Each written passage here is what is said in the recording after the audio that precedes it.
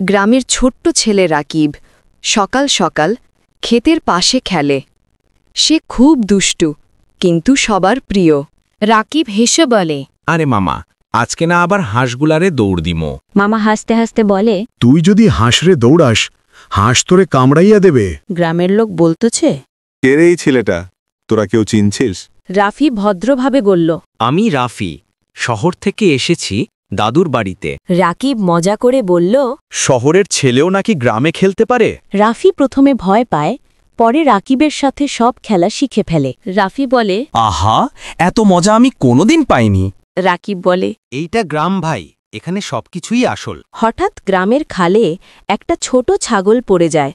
সবাই ভয় পায়। রাকিব আর রাফি মিলে বুদ্ধি করে ছাগলটাকে উদ্ধার করে। রাকিব বলে ওঠে, দড়িকা ধর। রাফি ঠিক আছে, বলল, ধরি, এখন টান। সবাই বলতেছে। ওরা ছাগলটারে বাঁচাইছে। বাহ! গল্পের শেষে দেখানো হয় শহরের ছেলে গ্রামকে ভালোবেসেছে, আর গ্রামের ছেলেও নতুন বন্ধুকে গ্রহণ করেছে।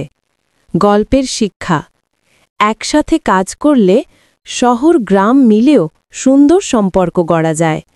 বন্ধুত্ব ও সহযোগিতায় যে কোনো কাজ সম্ভব।